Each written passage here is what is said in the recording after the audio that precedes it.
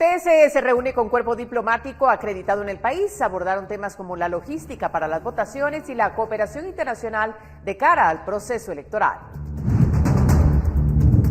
Luego de que Manuel Valdizón saliera de prisión tras pagar una millonaria caución, hacemos un repaso de aquellos personajes de la política que también han sido beneficiados. ¿Sabe usted cuánto le cuesta al país cada diputado? Un informe detalla la cifra y explica que varios parlamentarios se ausentaron de más de la mitad de sesiones del año. Guatemala encabeza cifras de homicidios en Centroamérica, a pesar de que las muertes violentas se redujeron en la región. Honduras ocupa el segundo lugar. En enero es difícil arrancar financieramente, pues los gastos de fin de año son muchos. Hablamos con un experto en finanzas y le compartimos algunos consejos.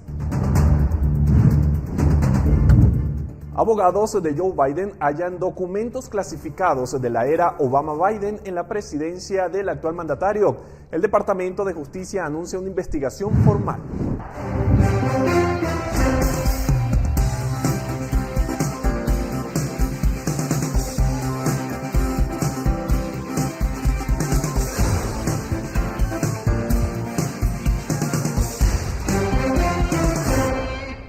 De esta manera iniciamos la emisión estelar de Noticiero Guatevisión. María Luisa, ¿qué tal? Buenas noches. Buenas noches, Alberto. Estamos listos ya junto a todo el equipo, agradeciendo su sintonía a esta hora y por supuesto trayéndole lo más destacado de la jornada. Entre esas cosas, el Pleno de Magistrados del Tribunal Supremo Electoral se reunió este día con el cuerpo diplomático acreditado en el país. Durante este encuentro abordaron el tema de la logística electoral y la cooperación internacional, cuyos representantes ofrecieron apoyo para las elecciones. A una semana para que el Tribunal Supremo Electoral lleve a cabo la convocatoria de elecciones, el Pleno de Magistrados sostuvo una reunión con los embajadores y agencias de cooperación en el país, a quienes presentó la logística de los comicios. Algunos de ellos, algunos cooperantes o algunos representantes diplomáticos solo externaron su complacencia por la información que fue trasladada y además ratificaron el apoyo que ya está en curso. Con varios de ellos tenemos acompañamiento, apoyo técnico y simplemente nos ratificaron el continuar apoyándonos. En el caso de la Unión Europea, habló de la llegada la próxima semana de una misión de expertos que hará una verificación de las condiciones y la logística con miras a las elecciones, a partir de la cual evaluarán la cantidad de miembros de una misión de observación que llegará 2 semanas antes de las votaciones. Van a ser 2 fases, uno que son expertos que llegan anteriormente, como yo he dicho, para verificar, para preparar todo, y después va a ser la misión como 2 semanas antes, una misión de observación que va a ser mucho más grande. Mientras tanto, Estados Unidos espera que las elecciones sean pacíficas, con alta participación y transparencia, y según su embajador, apoyarán en capacitaciones y observación. Trabajando con algunas organizaciones como en el pasado, como el Instituto Demócrata, el Instituto Republicano y la Fundación para Sistemas Electorales, que han apoyado en el pasado varias instituciones en Guatemala, con la capacitación, con la observación, con la participación, la educación cívica. Eso va a ser nuestras áreas de enfoque esta vez también. El próximo lunes el TSE tiene prevista una reunión en la mesa de conflictividad previa a la convocatoria de elecciones como parte de las reuniones con miras a iniciar la contienda electoral. Con imágenes de Elmer Vargas, informó para Noticiero Guatevisión, Henry Montenegro. Y en ese orden informativo, ahora le contamos que hasta el momento no se ha presentado ningún plan para prevenir la violencia electoral en Quiché. Esto ha provocado en los últimos procesos la repetición de las elecciones en varios municipios. Algunas personas han sido ligadas a proceso penal y miles de quetzales se han perdido. A pesar de que Quiché ha constituido un foco de conflictividad en las últimas 4 elecciones generales en Guatemala, las autoridades no han iniciado a tratar el problema. Según los representantes de la Procuraduría de los Derechos Humanos, el tema se está dejando al tiempo, mientras que a los municipios que podrían presentar violencia electoral no se les ha puesto atención. Desde el Tribunal Supremo Electoral deben existir políticas realmente que vayan encaminadas a establecer estos hechos y sobre todo los lugares más conflictivos para tomar acciones concretas. Acá en el Quiché pues sabemos que en algunos municipios se han repetido algunas elecciones porque no han sido de la mejor forma en las que se han desarrollado el proceso electoral. En las últimas 4 elecciones se han repetido las elecciones en algunos de los municipios de Quiché por violencia electoral. No se han programado reuniones, visitas a los municipios ni acercamientos con partidos políticos. Las autoridades de gobernación afirmaron que iniciarán con las reuniones mensuales. Y estamos planificando que a partir del mes de enero por lo menos vamos a tener una reunión con todos mensual, una reunión mensual por lo menos, y cuando así lo amerite otras, respecto a tratar todos los temas relacionados con el tema de seguridad. Para Noticiero Guatevisión reportó Héctor Cordero. Y Alta Verapaz supera los 600,000 empadronados, convirtiéndose así en el tercer departamento de la provincia con el mayor padrón electoral. La mayoría son mujeres y jóvenes entre los 18 y 25 años. Sin embargo, el Tribunal Supremo Electoral busca aumentar ese número en el departamento. En la última actualización del Tribunal Supremo Electoral, es Alta Verapaz el tercer departamento del país con más personas empadronadas. En su mayoría son mujeres y jóvenes entre las edades de 18 a 25 años. El padrón electoral es importante para que todo ciudadano se cuente, para que el día del evento, si él desea, puede votar, o si él quiere, no lo haga, no es problema. Pero lo que nosotros sí queremos como Tribunal Supremo Electoral, que ese joven se acerque, que esas jóvenes, que las mujeres, que los hombres, se acerquen al Tribunal Supremo Electoral para realizar el proceso de empadronamiento. Y nosotros el día de hoy estamos llevando ya al padrón a más de 608,000 personas empadronadas en todo el departamento de Alta Verapaz.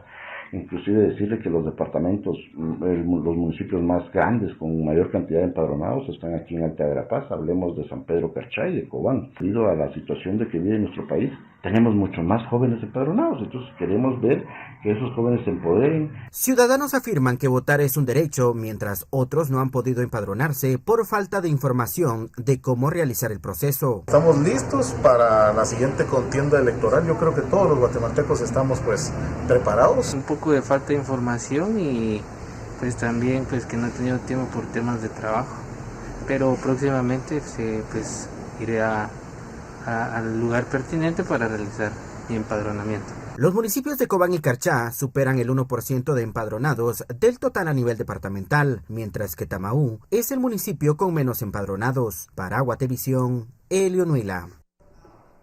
Mire, durante el 2022 en el Congreso hubo al menos 10 diputados que no llegaron ni a la mitad de las sesiones que se llevaron a cabo. Pero además, ¿sabe usted cuánto le cuesta al Congreso de la República cada diputado? En la siguiente nota le presentamos los datos relevados hoy en un informe. Conozca la millonaria cifra.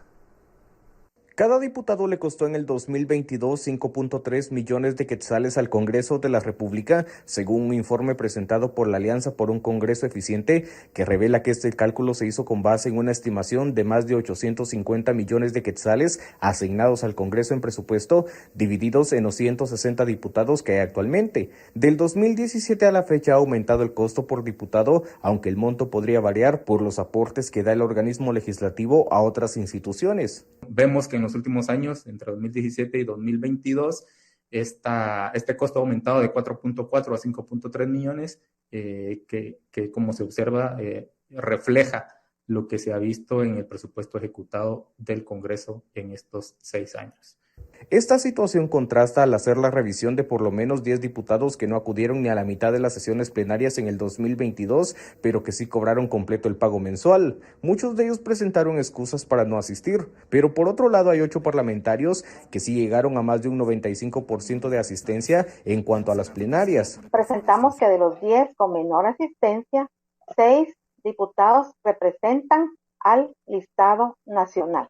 En la siguiente gráfica presentamos mayores y menores asistencias de diputados según el partido por el cual fueron electos. Los bloques que tienen más asistencia y los bloques que tienen menos asistencia. Aunque el Congreso gastó 2.5 millones de quetzales menos en el 2022 con relación al 2021, sí usó 15.7 millones más en contratación de personal, principalmente en Plaza 011. De 56 decretos aprobados en el 2022, 5 fueron estados de excepción, 13 fueron reformas y 9 normativas para celebrar días conmemorativos, informó para Noticiero Guatevisión Henry Montenegro. Y tenemos más noticias. Un juez ordena al Ministerio Público investigar a una fiscal de FESI por pedir investigación en contra del ex jefe de esa fiscalía, Juan Francisco Sandoval. El juez B del Juzgado 10º Penal, Jimmy Bremer, resolvió aceptar la querella penal que plantearon el ex jefe de la Fiscalía Especial contra la Impunidad FESI, Juan Francisco Sandoval, y la exmandataria de CICIG, Leili Santizo, para que se inicie una investigación en contra de la fiscal de la FESI que solicitó una orden de captura en su contra, por el caso cooptación y corrupción judicial. La resolución es sobre el Juzgado 10º Pluripersonal de Primera Instancia Penal y es de fecha 25 de noviembre de 2022. La querella fue presentada por Sandoval. Rafael Curruchiche, jefe de la FESI, informó en octubre en la cuenta de Twitter del Ministerio Público acerca de órdenes de captura contra Leili Santizo, exmandataria de CICIG, y el exfiscal Juan Francisco Sandoval. Curruchiche en ese momento explicó que como parte de la investigación desarrollada en seguimiento al caso cooptación y corrupción judicial, fue girada la orden de aprehensión en contra de Santizo por la posible comisión de obstaculización a la acción penal, reportó Edwin Pitán. Vamos a cambiar de tema porque Manuel Valdizón, ex candidato presidencial condenado en Estados Unidos, ha salido de prisión beneficiado por jueces y pagando caución. Sin embargo, antes de él hubo otros que lograron la libertad de la misma manera. En la siguiente nota hacemos un repaso de estos casos. Veamos. Hay resoluciones favorables a políticos señalados de corrupción que fueron beneficiados dentro de sus procesos penales desde 2020 a la fecha y lograron salir de prisión. El pago de una caución fue el denominador común. Manuel Valdizón es el reciente caso y quien marcó un precedente inédito al resto. Él solo duró 3 meses en prisión y señalado de corrupción en 2 casos. Pagó 1.8 millones de quetzales y está en libertad. Los casos fueron impulsados por la Fiscalía Especial contra la Impunidad FESI del Ministerio Público. Es otro dato en común que tienen. En el año de la pandemia por COVID-19, los implicados en corrupción no se durmieron en los laureles, como reza el viejo refrán. La ex candidata presidencial de la UNE, Sandra Torres, fue una de ellas. En enero de ese año logró quedar en libertad luego de que la jueza de mayor riesgo Eva Recinos, la beneficiara con la medida sustitutiva al pagar una caución de 800,000 quetzales en el caso Financiamiento UNE. Torres es señalada de no reportar al Tribunal Supremo Electoral 5.9 millones de quetzales en la campaña de 2015. En julio de 2021, el operador político y exsecretario privado de la presidencia, Gustavo Alejos, recobró su libertad luego que se declarara clausura provisional en el caso Red de Poder, Corrupción y Lavado de Dinero. Él no pagó caución. Alejos fue vinculado a 5 casos de corrupción y recobró su libertad, pero con arresto domiciliario que le brindó la jueza de mayor riesgo de Erika Ifán. En junio de 2022, el abogado Francisco García Gudiel pagó caución de 1 millón de quetzales para salir de la prisión de Mariscal Zavala. Él había sido detenido por estar implicado en el caso Operación de Lavado de Activos. Allí simuló que 50 millones de quetzales que recibió eran producto de honorarios en abogacía. En la investigación se señala que ese dinero provenía de un empresario que intentó esconder ese capital con el abogado, y el caso se descubrió porque el propio empresario denunció que García Gudiel no le quiso devolver ese dinero. El exdiputado Estuardo Galdames obtuvo en julio de 2022 el arresto domiciliario por decisión del juez suplente de mayor riesgo de Edwin Ramírez. El exlegislador pagó caución de 100,000 quetzales para salir de la cárcel Mariscal Zavala. Está señalado en el caso asalto al Ministerio de Salud. Asimismo, el expresidente Otto Pérez Molina por el Tribunal de Mayor Riesgo B ha recibido caución por 10 millones de quetzales para salir de prisión. Pagando esta cantidad, queda en libertad, pero no ha tenido dinero, según él, para hacer ese aporte, reportó Edwin Pitán. Y en otros temas, este jueves se dio a conocer que Guatemala encabeza la cifra de homicidios en Centroamérica, mientras que Honduras se encuentra en el segundo puesto. Expertos relacionan que los niveles altos de homicidios se trata de las estructuras criminales y las pandillas. Los homicidios violentos se redujeron en Centroamérica, una región asolada por las pandillas y el corredor de narcotráfico hacia Estados Unidos, donde los altos índices de criminalidad son motivo de migración masiva y la preocupación de los gobiernos. Según cifras oficiales de los diferentes países, hubo 9.737 muertes violentas en el 2022, comparadas con las 10.487 del 2021. Sin embargo, los países que encabezan los números de homicidios son Guatemala con 4.274 muertes y Honduras con 3.397. En Guatemala, la violencia está vinculada con el control territorial que ejercen las pandillas por el negocio de las drogas, donde grupos de narcotráfico han logrado una colusión con algunos miembros del ejército, indicó Calderón. Guatemala registró una tasa de muerte de 17.33 por cada 100.000 habitantes, un aumento del 0.74 con respecto al 2021, según el Instituto Nacional de Ciencias Forenses. Según el informe de la Policía Nacional Civil, a comparación del año 2019, ha disminuido durante los últimos 3 años, ya que en el 2019 cerró con una tasa de homicidios del 21.6, luego para el 2020 fue del 15.3 y en el 2021 fue del 16.6. El académico de Sociología de la Universidad de Costa Rica, Rodolfo Calderón, destacó que por un lado el Triángulo Norte, compuesto por Guatemala, Honduras y El Salvador, son un ecosistema criminal que está denominado por un actor casi único, que son las maras. Por otro lado están los países del sur, Costa Rica y Panamá, donde los grupos armados desorganizados han sido enfrentados por sistemas policiales y judiciales más sólidos. Reportó para Noticiero Guatevisión, Fernando Cabrera. Bueno, y hablando de hechos violentos, una maestra fue asesinada a balazos la noche del miércoles último en Zacapa. La víctima regresaba del gimnasio cuando sufrió el ataque. Este es el primer crimen contra una mujer en el año 2023, mientras que en 2022 la cifra llegó a 19. Un ataque armado se registró la noche de ayer miércoles en la colonia Santa Marta, Zacapa, en contra de la profesora Cintia Alejandra Cordón Pantaleón, de 31 años. Bomberos voluntarios de la 23 compañía se movilizaron al lugar, pero al revisar signos vitales, constataron que la víctima había fallecido. Pues bomberos voluntarios de la 23 compañía asistieron a la colonia Santa Marta, en donde atendieron a maestra Cintia Alejandra Cordón Pantaleón, de 31 años de edad. Ella era residente en la misma colonia donde fue atacada a balazos. Lamentablemente, cuando bomberos voluntarios de la 23 compañía llegaron al lugar, ya la fémina no contaba con signos vitales, pues las balas le comprometieron órganos vitales de su cuerpo. Según curiosos, Cordón Pantaleón regresaba de un gimnasio de la localidad con dirección a su vivienda, y al pasar por la iglesia católica San Francisco Javier, sujetos desconocidos le comenzaron a disparar hasta que la maestra cayó al suelo. Hoy en día las mujeres no somos libres ni respetadas en nuestro país. No tenemos la tranquilidad de salir a las calles de nuestro pueblo y tener la certeza de regresar bien a casa. Es lamentable poder ver este tipo de noticias, ya que las muertes cada día aumentan en cuanto a lo que son las mujeres. El crimen lamentablemente se da de una manera cuando hay personas que guardan rencor, envidias y tantas situaciones. Y ser parte de esas estadísticas aquí en Zacapa es lamentable. El feminicidio pues está catalogado como una de las muertes violentas para las mujeres. Hay discriminaciones también. Es por ello que crea un ambiente de inseguridad para todas las que vivimos acá. Cintia Alejandra tenía 13 años de ser docente en la Escuela de Educación Especial Nuevo Día en el barrio La Reforma en Zacapa. Este crimen es el primero que se registra en el municipio y el primero contra una mujer en el 2023. En 2021 se registraron 14 crímenes contra mujeres, mientras que en 2022 la cifra ascendió a 19. Para Noticiero Guatevisión, Mayra Sosa. Mientras tanto, en Cuchumatán, Huehuetenango, las autoridades buscan solucionar los problemas generados por la proliferación de pandillas.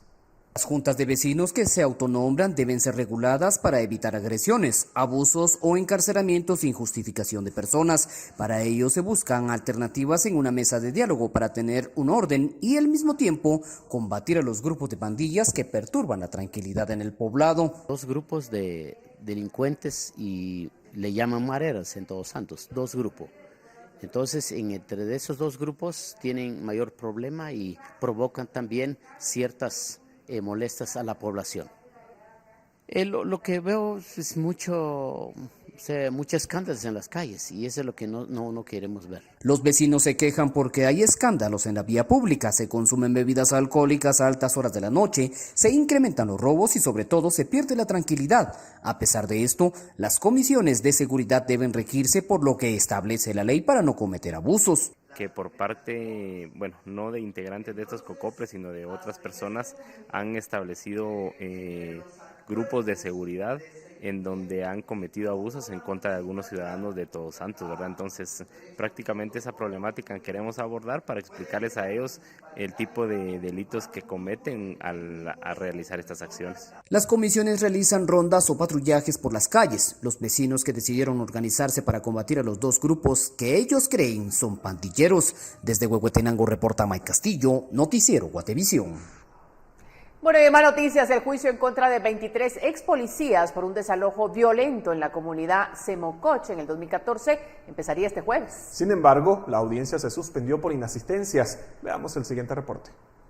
Este jueves se intentó comenzar el juicio del caso Semococh, un desalojo a pobladores que manifestaban y que terminó con 2 víctimas mortales. Son 23 ex policías que son acusados de un desalojo violento a pobladores que manifestaban en la ruta que conecta Chisec con Rachujá en Alta Verapaz, eso en agosto de 2014. El inicio del debate se suspendió debido a que 2 abogados de los acusados no acudieron. Ambos presentaron excusa por enfermedad. Hay imágenes de ese desalojo y muestran ese enfrentamiento que dejó muertos.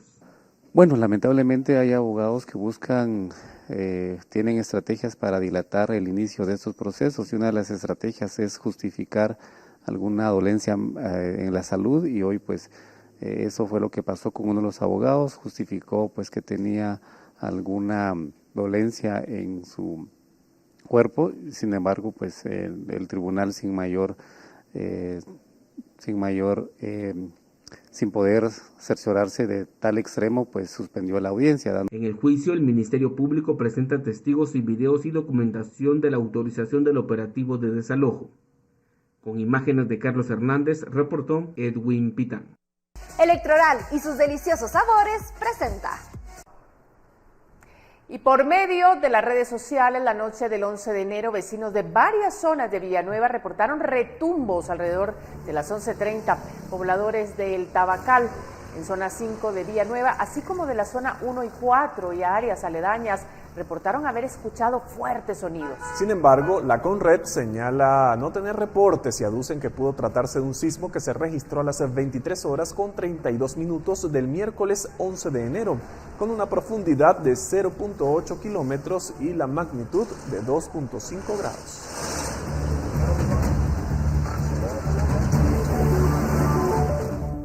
Y en los últimos días, por cierto, se han estado reportando bajas temperaturas en el país y la situación continuará. Según han detallado, el INSIBUME y la CONRED se prevén más de 10 frentes fríos para el primer trimestre del 2023.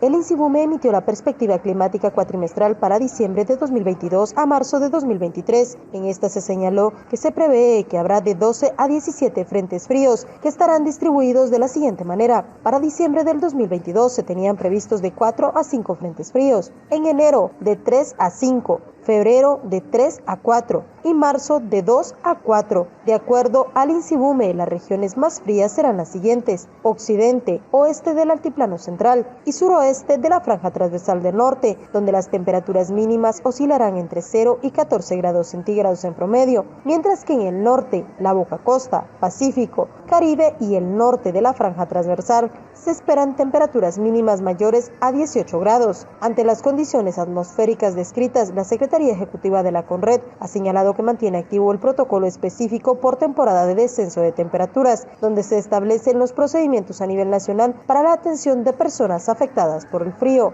y con ello la habilitación de los albergues. Con imágenes de María José Bonilla, reportó Andrea Domínguez. Electoral y sus deliciosos sabores presentó. En los 50 compitió el MLN. Del MLN nació el PNR. Del PNR nació el PAN. Otro partido fue la Democracia Cristiana. De una línea de la Democracia Cristiana nació el FRG. Del FRG nació el Humanista. Y también Valor. Después el Partido Azul. En el 99 compitió. Elecciones 2023. La maraña partidaria. Lunes 16. Noticiero Guatevisión. Nació todos.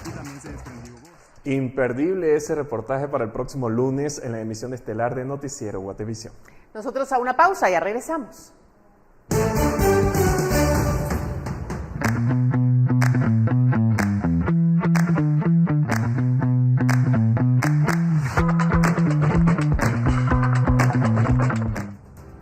Conflicto por una propiedad afecta a 700 estudiantes. Representantes de la Iglesia Católica reclaman derechos sobre un terreno donde se encuentra un centro educativo. Regresamos.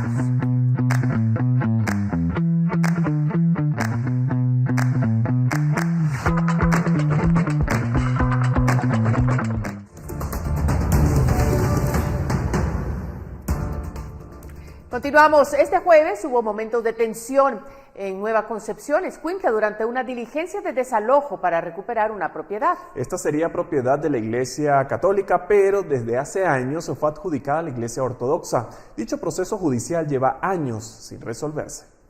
Representantes de la Iglesia Ortodoxa indican que 30 años tiene este conflicto y con lo actuado este día afecta a más de 700 jóvenes que estudian en el centro educativo que hay en dicha propiedad, lamentando además el actuar de los organismos de justicia, ya que la dirección del desalojo no corresponde al inmueble.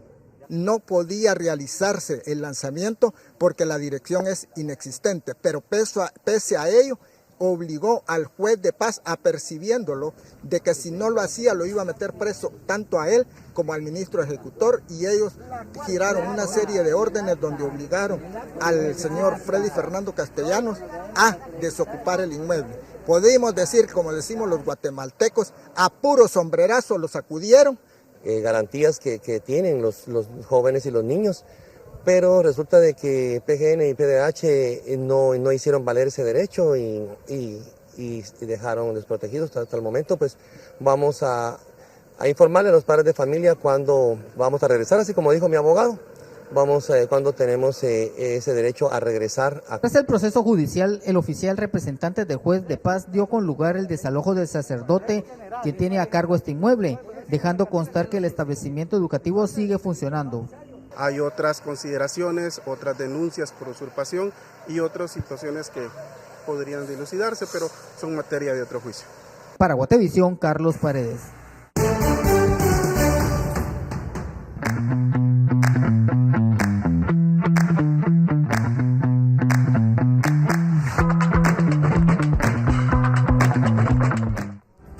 Luego de la pausa damos lectura a los mensajes y denuncias de nuestros televidentes que recibimos a través del WhatsApp de Guate Reporta.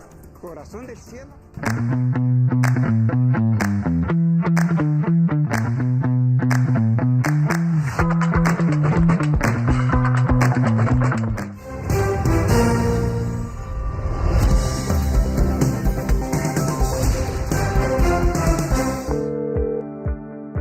¿Podrían ayudarme con una asistencia médica? Ahora coordinamos la ambulancia, porque te mereces un servicio clase A. CFS Corredores de Seguros presenta. Gracias por todos esos mensajes que nos envía a través de Guate Reporta. Miren, horas de la noche, la oscuridad predomina en las calles del casco urbano de Nueva Santa Rosa. Esto por los daños y el mal funcionamiento del alumbrado público. El costo de este servicio para cada vecino supera los 37 quetzales. Quiero denunciar que así lucen las calles de Nueva Santa Rosa en el casco urbano del pueblo con esta oscuridad terrible, ya que el alcalde no se preocupa por revisar las lámparas de los postes públicos y uno está pagando 37 quetzales con 50 centavos en cada recibo. Pero miren la situación de los bombillos de los postes públicos aquí en Nueva Santa Rosa. Bueno, y en otro mensaje, Pedro Romeo Pérez Pérez nos ofrece la interpretación de la colorida fachada de la iglesia de San Andrés en Xecul. A continuación, vamos a dejarlos con la explicación de los cimientos de la infraestructura. Un ramillete de corozo a Tojil, Abelitz, Jacabitz. Un arreglo de corozo a Corazón del Cielo, Corazón de la Tierra. Un arreglo de corozos a la sepultura de Jesús. Ramilletes de corozos al Padre, Hijo y Espíritu Santo.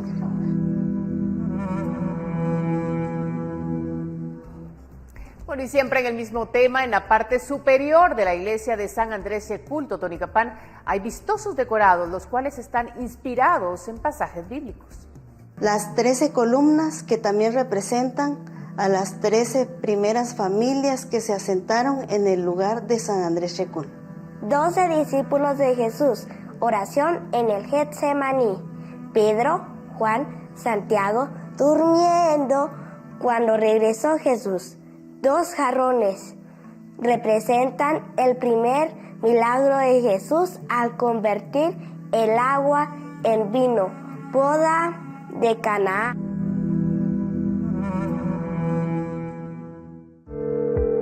Aló, ¿me podrían ayudar con una asistencia en el camino, por favor? En unos momentos te asistimos, porque te mereces un servicio clase A. CFS Corredores de Seguros presentó 4003-3859, el número del servicio de Guate Reportan. Anoten ese número porque en cualquier momento ustedes se pueden convertir en reporteros comunitarios. Así es. Nosotros a la pausa. Volvemos.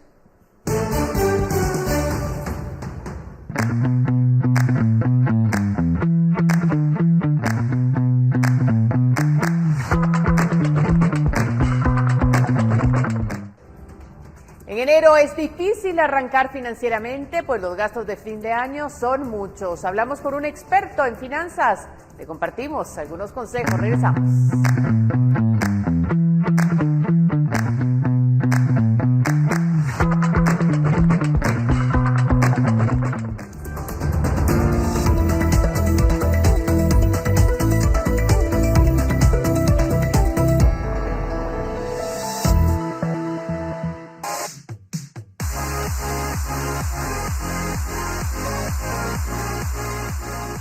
Grupo Q presenta.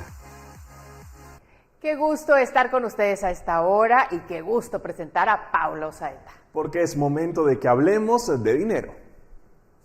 María Luisa, Alberto, buenas noches. Hoy en Hablemos de Dinero les contaré que por primera vez Guatemala será embajador en la feria más importante del turismo que se llevará a cabo en Madrid, España, donde además de ser protagonistas, se tendrán varias citas de negocios. Va a tener no solo el salón Guatemala el más importante, sino que el señor presidente pues va a tener la oportunidad, como ya se estará dando por parte de Comunicación Social, una agenda muy importante con las principales autoridades de España.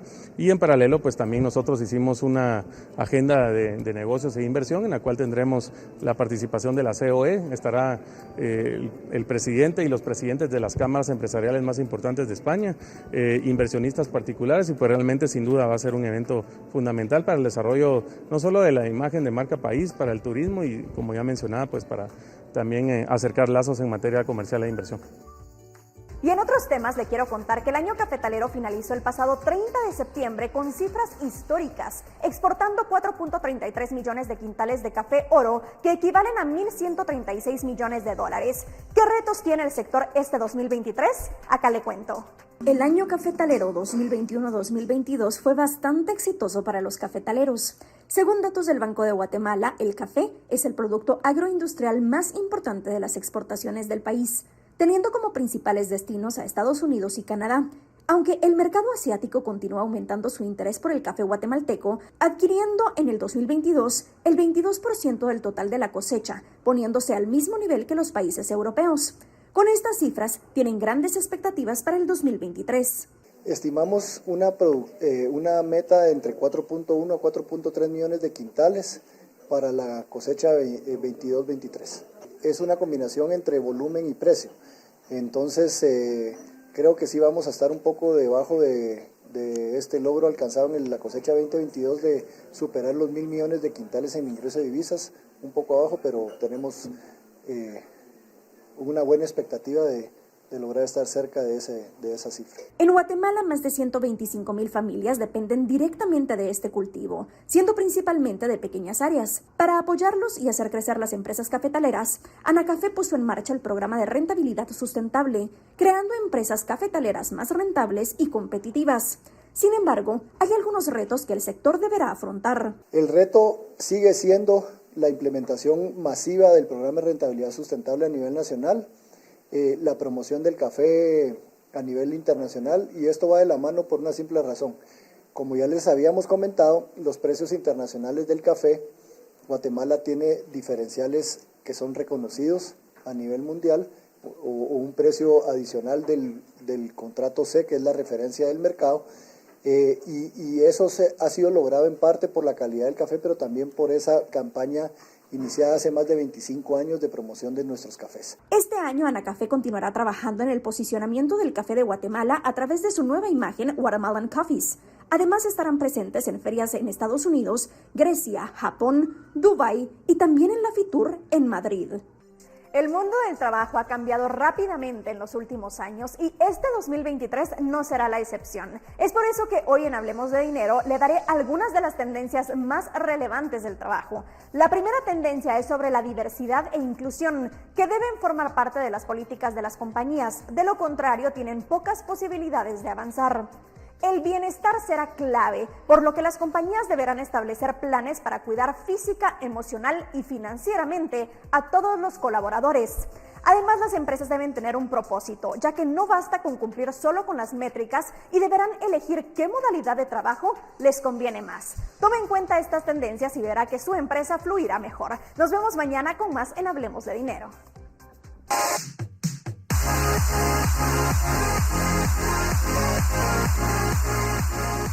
Grupo Q presentó. Gracias a Paula por esa información. Bueno, y mire, para nadie es un secreto que en enero es difícil arrancar financieramente, pues los gastos de fin de año fueron muchos. Por cierto, y relacionado a este tema, hablamos con un experto en finanzas para que nos aconseje qué hacer en estos momentos. La mayoría de personas en diciembre hace gastos extras a su presupuesto mensual por las fiestas navideñas y muchos no lo hacen en efectivo, pues no lo tienen contemplado en su ahorro. Cuando llega enero, a esos gastos que ya hizo, debe sumarle el regreso a clases y su bolsillo será el único afectado. La recomendación que yo hago es la misma que haría en cualquier otro mes del año. Hay que ser constantes. Hay que ser constantes y hay que seguir el hábito de la buena planificación sobre nuestros ingresos y nuestros gastos, o nuestras inversiones o nuestras erogaciones. Haga un presupuesto y un plan. Puede hacerlo solo o en familia. Lo importante es identificar y calcular todo aquello que recibe como ingreso y dónde lo está colocando. Por otro lado, es importante que sepa cuáles son sus deudas, pues muchas personas cuando no tienen efectivo utilizan la tarjeta de crédito, que solo hace que sus deudas crezcan más. Si usted no tiene la certeza que va a recibir ingreso para poder pagar todo lo que usted cargó en su tarjeta al final de ese periodo, es mejor que busque otra herramienta de financiamiento. Hay muchas empresas que ofrecen financiamiento a través de, por ejemplo, créditos de consumo con condiciones muy favorables, siempre y cuando también las solicitantes reconozcamos nuestro estado de salud financiera. Siempre cuando le dan consejos financieros, le van a decir que ahorre. El ahorro es seguro, pero en la mayoría de casos es lento. Es importante que ahorre todos los meses. Analice la cantidad. Habrá algunos meses que no podrá ahorrar lo mismo, pero lo importante es ir sumando, pues a largo plazo lo beneficiará. Para Noticiero Guatevisión, Paula Osaeta.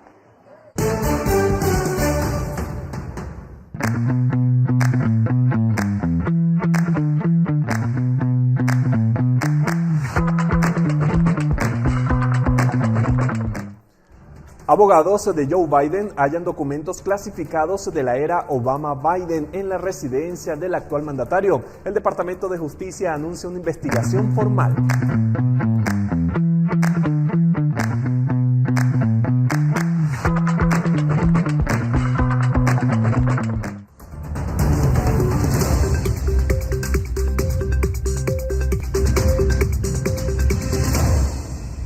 Llegó el momento de conocer lo que pasa en el mundo. El expresidente estadounidense Donald Trump pidió este jueves al fiscal general de Estados Unidos que ponga fin inmediatamente a la investigación del fiscal especial sobre su posible implicación en el asalto al Capitolio y por los documentos clasificados hallados en su residencia de Mar-a-Lago, en Florida.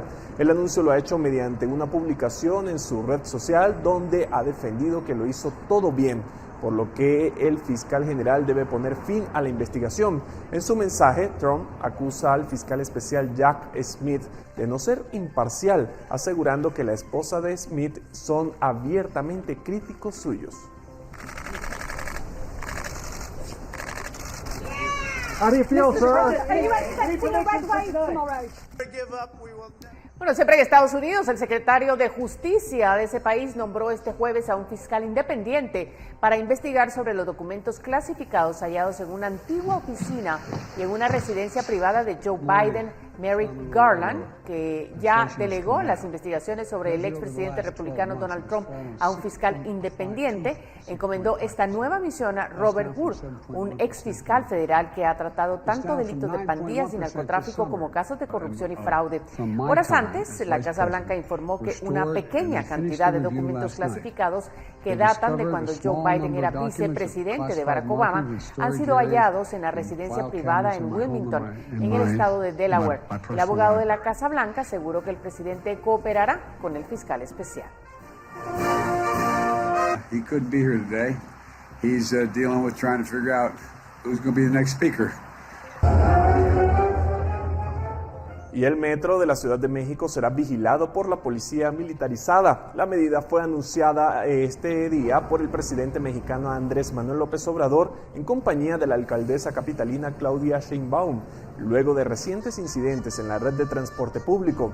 La funcionaria señaló que de forma inmediata serán desplegados más de 6,000 miembros de la Guardia Nacional en las estaciones y otros inmuebles del metro. El sábado, un choque entre dos trenes del subterráneo provocó la muerte de una joven y quedaron otras 57 personas heridas. La jefa del gobierno indicó que desde el mismo sábado se han registrado al menos otros 5 problemas, 2 de los cuales involucraron ruedas de los vagones, sin que se dieran mayores detalles. No se aviente, por favor.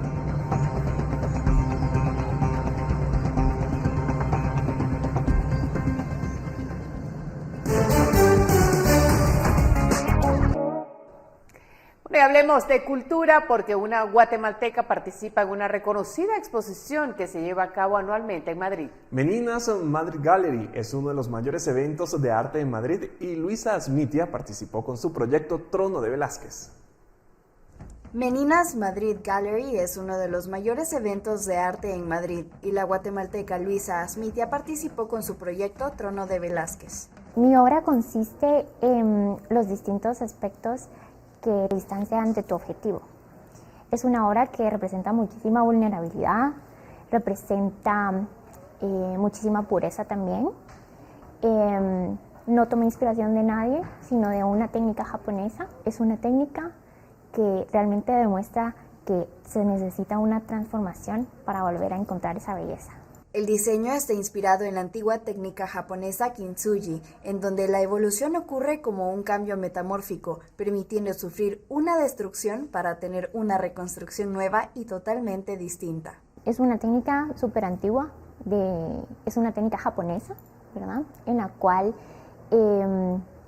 si se nos rompe algún objeto, no lo tiramos como en la actualidad, sino realmente buscamos la belleza de lo que está roto, ¿verdad? Entonces, busca que toda transformación se va a convertir en algo precioso y es lo mismo que sucede con la obra. El nombre original de la menina es Trono de Velázquez y ahora se exhibe bajo el título Kintsugi Learn, Live, Link. El Trono de Velázquez es para todas aquellas personas que no importa la edad, no importa la situación económica, desean alcanzar ese objetivo, ¿verdad? Cumplir sus sueños y llegar a ese logro y a esa catarsis que yo tuve con esa pintura. La obra está dedicada a todos aquellos que quieren cumplir sus sueños, pero aún no tienen el valor de hacerlo a su manera. Luisa Asmitia.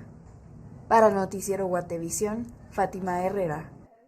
Y así llegamos al final de la emisión estelar de Noticiero Guatevisión, por supuesto agradeciendo su fiel sintonía. Recuerden sintonizarnos en la emisión en directo a la 1 de la tarde, comunitaria 6 de la tarde, y nos vemos mañana en la emisión estelar de Noticiero Guatevisión. María Luisa, buenas noches. Buenas noches para ti, Alberto, para ustedes también, por supuesto. ¿Y les parece si nos despedimos con estas imágenes de un laboratorio chino que presentó en Pekín un caballo clonado? Es el primero de su tipo en China. Se trata de un ejemplar clonado como parte de un proyecto de reproducción para deportes ecuestres. La potranca Xuan Xuan nació en junio de una yegua portadora. Es un clon de un caballo importado de Alemania y su gestación fue conducida por el laboratorio Sinogene de la capital. Es el primer caballo de sangre caliente nacido en China, un término que se aplica generalmente a razas de temperamento vivo y rápido. También es el primero oficialmente homologado por la Asociación China de la Industria Ecuestre. Así nos despedimos. Buenas noches.